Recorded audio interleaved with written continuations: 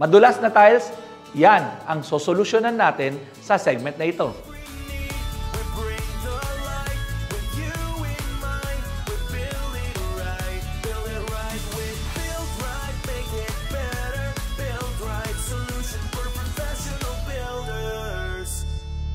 Ang common na problema natin ay yung mga shower areas natin. Napansin nyo pag may tiles na, may tubig, napakadulas. Same thing sa malapit sa mga laundry area natin, sa lanay, 'di ba? Pag tiles and then kapag umulan, napakadulas, And ang dami na aksidente dito. And from experience, isa ako doon. So sa bathroom area namin nung last February of 2024, I had a near-death experience talaga. So, I slipped and I thought since wala akong mahawakan, I thought I was gonna die because mauna yung ulo ko pagdapa. And so, when I fell down, it was very fast. So, buti na lang meron isang bench doon which break my fall. Yung bench na yon, imbis na mabagok yung ulo ko, rib ko, ang tumama sa bench na yon. So, I fractured my rib. So, nung time na yon, I thought it was the end of me because it was really very painful.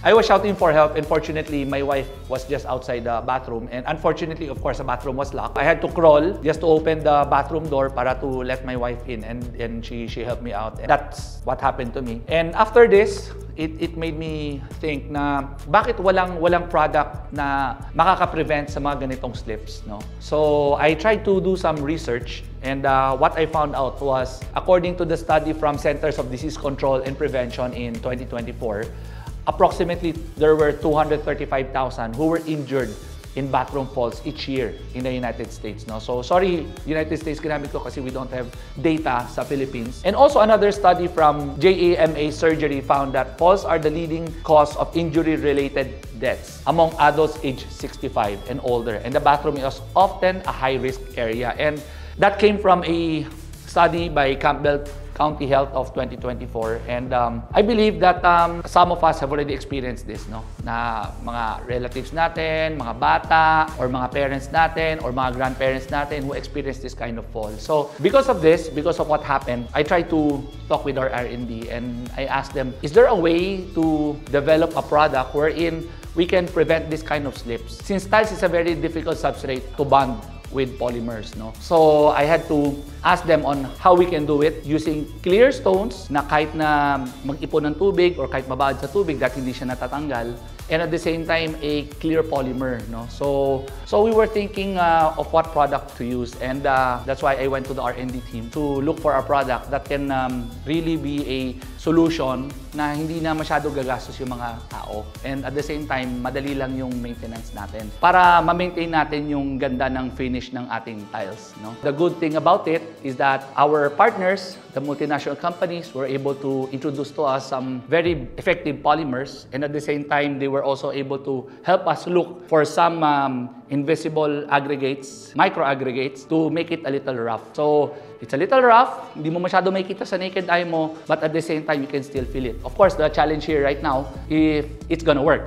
That's why we got a slip meter to check if it's gonna work. According to ADA, sa slip meter, dapat ay 0.6 kapag dry and at least 0.5 kapag wet. Before we do our test to show you if this product really works, I know that there are a lot of other materials that can prevent slips, So, one is using anti-slip tape, the other one is using mga anti-slip mats, the other one is using tiles replacement. Yan, so papalitan mo yung tiles mo. So, medyo magastos, matrabaho, so medyo ayaw natin. And another one is chemical reaction. So, the chemical reaction, ang challenge na ng konti kasi different type of tiles reacts differently. Madamage yung tiles natin, so just be careful about that. With regards naman sa mga anti-slip tape, well, yung maintenance, so tatagal ng ilang buwan, but then again, later on, you have to replace. And then, if you're going to use anti-slip mat, well, alam natin, medyo hassle kasi you have to clean it every day, and then magkakaroon ng mold, and then you have to clean it again. So, all of these materials are okay, but we were looking for a material that would last longer. Yung mas konti yung maintenance, di ba? Kasi ang hassle, papalitan mo yung tape, ang hassle, ililisin mo yung lagi yung mat, and then, of course, ayaw natin mapalit ng tiles dahil magastos. So, here at BuildRight, we'd like to introduce to you our new product, Top Slip for Tiles, So, ang brand niya is Top Slip Tiles. Ayan. Basically, this is a clear product, and at the same time, it has already some invisible micro aggregates inside. So, hindi mo na kailangan kumuha na aggregates and then broadcast. So, it's together, you just mix it, and then using a paint pan, and then mix, and then pour it over, and then use a textured roller, and then you can apply. Very, very easy. So it's a DIY product for your shower areas. The product is also good for mga lanay natin, so laundry area natin, sa mga pathway to may tiles. So this product is good for tiles, no? So this is recommended sa mga areas with tiles. So lalo na sa shower area, no? So mga nagtatanong kung bathroom ba, ilalagay din ba sa mga toilet area, it's up to you. Kapag laging basa, then we would recommend using this. Ano ba mga industries na pwede, no? So of course, sa mga hospitals, bagay. And of course, sa mga schools, bagay yan. And of course, sa mga resorts, hotels, no? So mga swimming pools na malapit, di ba? Pag may tiles ka doon, so you want to make your tiles anti-slip, yon. So, and of course, our homes, no? Lalo na kapag may bata, matanda, well, hindi lang naman matanda, bata, pati ikaw, no? Importante, hindi ka rin dapat madulas. So, I think this product can help a lot of people. Let's go back to the testing, no? If this product is good enough. To confirm whether this product is effective or not, we use the slip meter, like I said a while ago. During the dry testing, sabi ko yung data should be at least 0.6 coefficient of friction. So after the test, we got the data and the data result was 0.7. Without stop slip tiles, ang data is only 0.35. Ayan. So at least nakita natin na mukhang effective during dry. Now, the biggest challenge is kapag basa na siya. Ayan, kasi nagkakaroon na ng water planing, no? Ang naging result ng stop slip on tiles, no, with water is 0.82. Wow. So that's a very good data. Wherein, kapag tiles without stop slip naman, ang data is only 0.02. So definitely hindi siya papasa kasi according sa ADA, kailangan at least 0.5. May konting limitations lang, no, sa product. Medyo may amoy lang siya ng konti. So it'll take you probably a day para mawala yung amoy. So yung tip lang advice namin, if you want to use a bathroom later on in the evening, so umaga, i-apply natin para pagdating sa gabi when you're going to use the shower or bathroom area, medyo wala nang amoy. Another tip is that this product reacts with moisture. So make sure the shower area o kung saan ka mag-apply should be very dry. Kung malamig yung tiles, malamang it's a sign na may moisture yung tiles, kaya wag nyo muna i-apply. Kailangan dry na dry yung tiles, no? So medyo na-explain ko na ng konti and I'm sure lahat kayo gusto mong malaman kung paano siya apply. So panoodin natin tong video na to. To keep you guided, here's the right and wrong way to apply stop slip tiles. Watch closely and avoid common mistakes that could affect your floor's performance. Tip 1. Drying the surface. Wrong. Applying stop slip tiles before the tiles are completely dry can compromise coating adhesion. Right. Clean the surface and use a blower to ensure the tiles are completely dry before applying. Tip 2. Stirring the product. Wrong. Skipping the step of stirring the product thoroughly. Right. Stir stop slip tiles thoroughly in the can before use to ensure proper consistency. Always stir again before pouring each new batch into the paint tray. Tip 3. Dipping directly into the can. Wrong. Dipping a roller directly into the can can lead to uneven application and affect the finish quality. Right. Pour the product into a paint tray for better control and even application. Only pour what you'll use immediately. Paint skin can form if left sitting, leading to uneven results if reused. Tip 4. Reusing rollers. Wrong. Reusing previously used brushes for another application. Leftover product and microaggregates can harden in the roller, making the surface rough and causing a patchy, inconsistent finish. If the roller is already stiff, frayed, or uneven, it won't apply the product properly. Right. Always use a fresh roller brush for an even coating and the intended anti-slip texture. Tip 5. Over-rolling. Wrong. Excessive rolling or going over the same area repeatedly. This often leads to cobwebbing and uneven texture.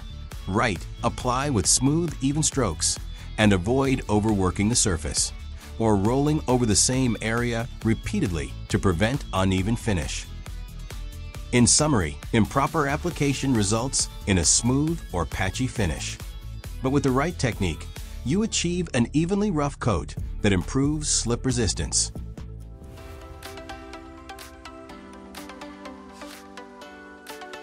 Step 1. Before applying stop slip tiles, proper surface preparation is essential. Start by using a blower to ensure the area is completely dry.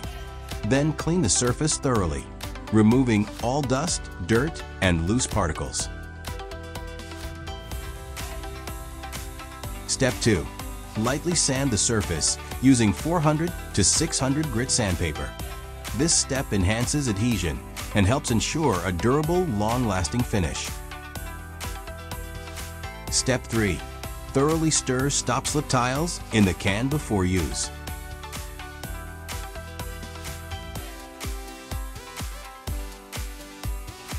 Step 4. Pour the product into a paint tray to ensure even distribution of micro-aggregates, making application easier and roller coverage more consistent.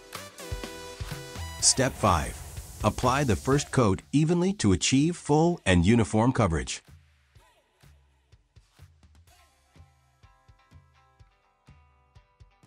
Step 6. Wait at least 15 minutes, or until the surface is no longer tacky, before applying the second coat.